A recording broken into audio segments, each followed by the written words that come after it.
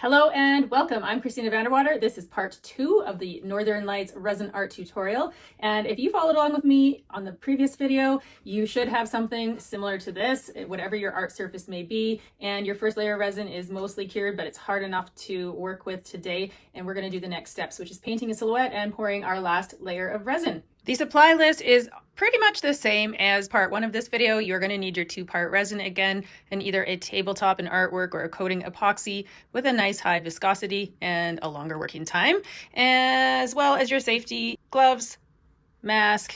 You need a torch. Today for colors, we are still going to need our glow in the dark, and we only need the colors of what I would say is your northern lights. So whether you chose to go with green northern lights, blue northern lights, we're not going to need the black, we're not going to need the sky colors, we're just going to need northern lights colors, and we're going to also make them glow as well. You're going to need black paint only if we're painting a silhouette. If you want to get creative and paint something else, you are more than welcome to. And we are going to do another layer of stars, so I have my spray paint for that. You can use just a white acrylic paint, and obviously all your mixing and stirring and cups and that for your resin, as well as a spreader tool. You're going to want a couple of paintbrushes. I have a skinny one for painting trees. I'm going to use a thicker one for painting sort of a landscape, but these are your supplies for today. Now let's get started. A very commonly asked question is, when can you do your second layer of resin, or when can you paint on resin? I generally like to do it within 24 hours. Then I don't need to do a whole lot of sanding. So we did these pieces yesterday. We are going to just paint on them today, do the next coat of resin today without having to do anything to the resin to make that next coat adhere, because it's not really fully cured. We're still less than 24 hours from when we poured the first layer. However, if this has been sitting for a few days, which happens to me often when I have a lot of projects to work on, then you may want to do a light sanding on this resin just to give the next coat something to adhere to a little better. Depending on your resin brand, I find some have no issues whatsoever, but some will have a problem with adhering properly to the first layer if you've left it too long and it's come to a full cure. So that's going to be up to when you are deciding to do this second layer and if you feel it's going to be needed or not. First, I want to show you one of the reasons why we did that base coat of paint. So these ones had the paint underneath them. As you can see, the sides are nice and solid with color. There's no wood showing through. We can't really see the stars that we painted. Definitely they don't show up on camera, but if you look closely, you can see a few of them through. So even though it might be really small, it's still adding depth by doing that first layer. This bear we poured resin on. I was trying to show you guys something and I didn't paint it first. So as you can see, the colors are a lot more faded, almost translucent, but look at the edges. The resin just doesn't stick to the edges the same if there's no paint on there, and you can see the wood right through. So definitely worth it to put that layer of paint down. Now we're going to do the next layer of stars. This is kind of just one of those little details that brings it all together. Again, I'm going to just use my spray paint and lightly press down on the trigger to get just a sort of sputtering of stars. You can do stars however you like. I concentrate mostly up in the sky area and put a little layer of stars on there.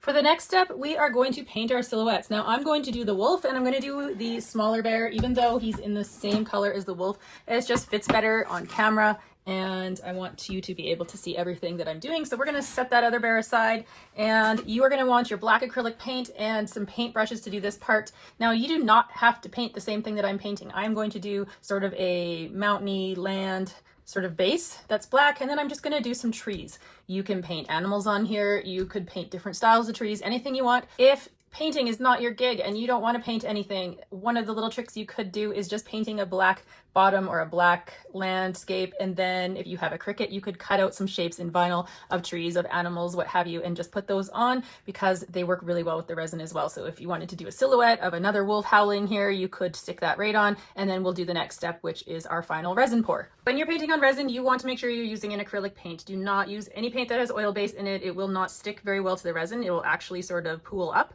and your next layer of resin also won't want to stick to the paint. So you want to make sure it's a water-based acrylic. This is a Deco Art Americana acrylic, but you could use any craft acrylic. This is a step where I implore you to get creative and paint whatever you like. So I leave this Northern Lights section quite large, knowing that I'm going to paint in front of it. And I want this to be glowing so that when it's in the dark, my silhouetted parts that I paint are going to stand out against the glow.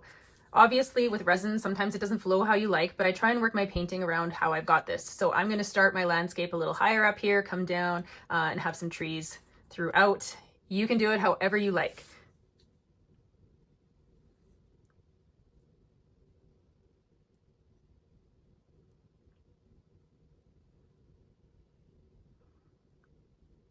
I try for just having a smooth finish. You don't want the paint to be sticking up in clumps. And I always, always, always go down and paint the sides, which is why having that layer of paint down on the bottom was there essentially just to seal the wood in for your resin.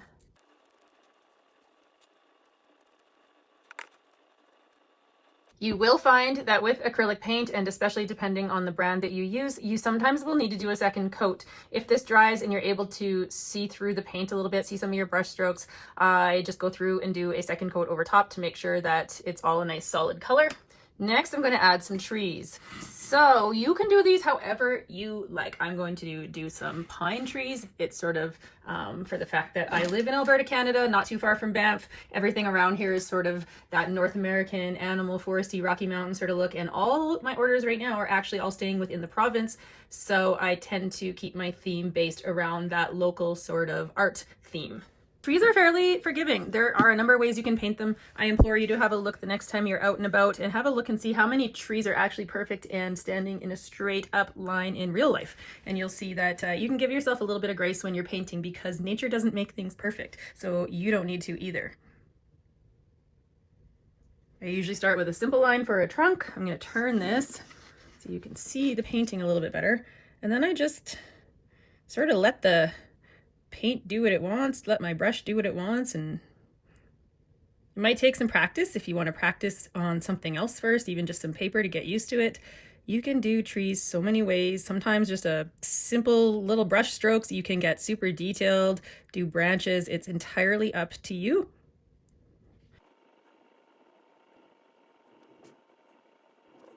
The best part about painting with acrylic paint on top of resin is you can mess this up and wash it off and start again. It comes off really easily. You can use some rubbing alcohol or even just water and a paper towel and just take your paint right off and start again. So there is a lot of forgiveness with this art style, which is awesome if you're just learning or you're not happy with what you have. Keeping in mind that once you've poured some resin over top of the paint, you can no longer change that first layer of paint. So right now is the time to get creative, do what you like, and fix mistakes. I am going to put 2 trees on this side, 1 on the other. I'm going to leave this middle part kind of open because the glowing features of these are really what people love the most. We don't want to cover it up too much. Some other suggestions: you could do an eagle silhouette up in the sky, just other animals, grasses. You don't have to have this smooth line. You could paint little grasses and bushes and plants. It's entirely up to you. This is the joy of the creative process.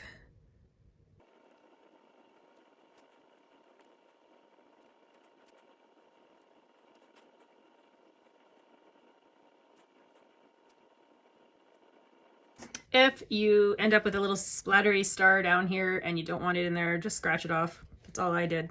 Doesn't matter if you smudge or scratch this layer of resin, because it will literally disappear when we put our next coat on. So if you need to sand something off, you don't like where some stars are, just go ahead and take them off. Once you have your piece painted how you like it, whatever silhouette that is you're putting on it, we are going to then pour our next and last layer of resin. So you want to make sure the paint is fully dry before you do this next step. Otherwise it will interfere with the resin, blend in there, and you'll get some streaks. So make sure your paint is fully dry. And then we need to prop these up on our sand-offs again and get ready to pour. When I do my final layer of resin for my Northern Lights pieces, I do mainly clear resin. We want clear over the silhouette part. We want clear in the sky. And then I use the same colors as yesterday that I did my Northern Lights with. So green here, teal, and purple for the other ones. And I bring the Northern Lights through the clear. That way we aren't covering what we've already done, but we're adding depth. And then it looks actually more realistic, like the Northern Lights. With this step, you can also bring in some other colors. In this one, I'm going to bring in a little bit of the blue color that's in my other one and just put a little bit of that into the sky. It just adds a little bit to the piece. Again, you can get creative and do whatever colors that you like. So I have made a glow-in-the-dark green that's going to go for this green bear. I have made a purple and I have made a teal, and that's going to go for my blue and purple ones. And then just because I like to get creative, I'm going to do an additional color that goes up here. Originally, I thought I would do some of the teal from there, but I'm going to do more of a darker sort of purple color. It's not going to glow, but that's okay. I've done this color before and I really like how it looks. So all I did is mix some blue and purple in there. It's going to create like a darker, whoop, powder everywhere. Don't mix too fast or that's what happens. I am going to mix these. It's going to give me more of a, I don't know, a deep purple, dark blue sort of color. And as I said, I've done this before and it looks really good in this bear. I mean, you could put it in that one too. Honestly, if you get creative with the colors, you can create some pretty cool effects. So now that we have all the colors mixed, we are going to pour. I start by coating the entire piece in clear. Now you don't need to go super thick. As long as you can cover the piece, then you are good.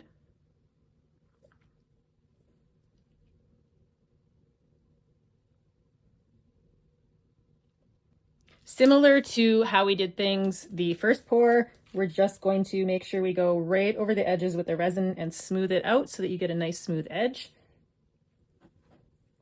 You can do this using a popsicle stick or a stir stick to run along the edge as well, or a spreader of some kind. I just like to use my hand, especially because I have lots of little grooves, and this way I know I'm getting in all of the little grooves. I just find it easier. Also, I find it a little bit faster because I'm usually working on multiple pieces at once.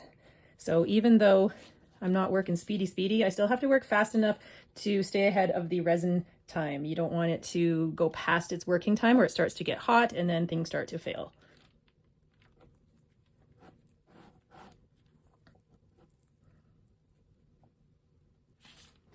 Once I have that clear coat done, we are going to then go in to do the Northern Lights.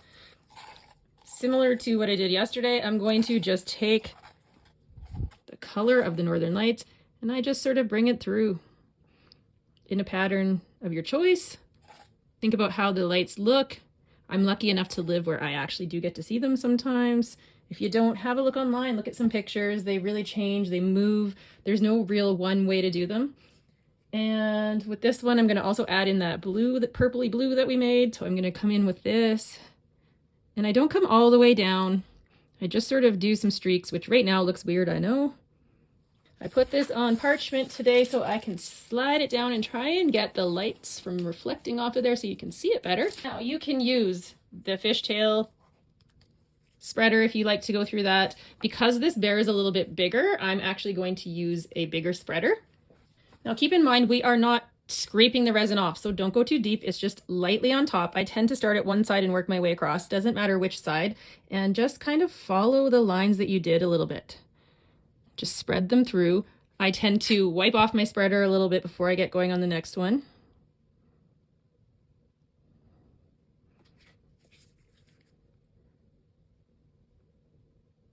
Just nice and light. And if you aren't liking how something looks, you can come back in, play with it a little bit. It is easy to play with things too much sometimes, so keep that in mind as well.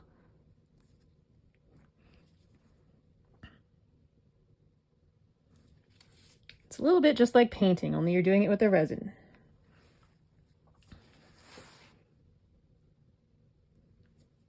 I try to avoid going over top of the things I've painted, otherwise they get covered in the color.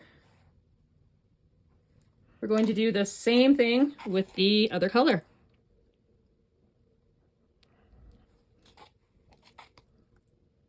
You don't need a lot, especially because you're going to blend the colors a little bit, and you don't want to cover up your sky too much either. So I just do light.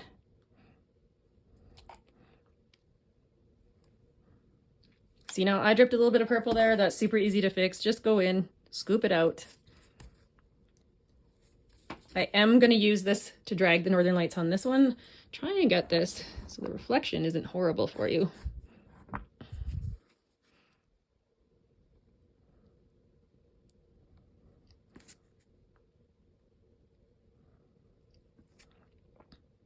Just do what feels right for this step.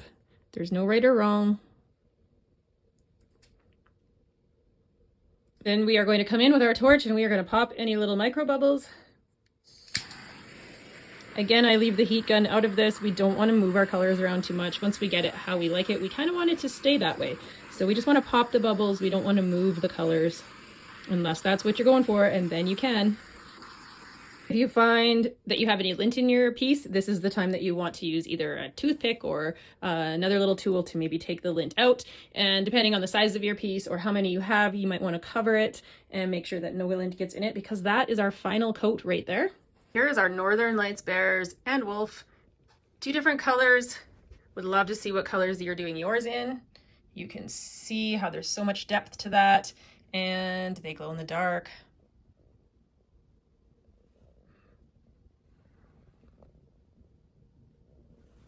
Now, we aren't going to do the removal of drips in this video because these now need to cure fully before we do that. So I'm going to make a separate video all about removing drips for no matter what method you used. And then these pieces will be complete. I hope you have enjoyed this tutorial, and I would love to see what pieces you create.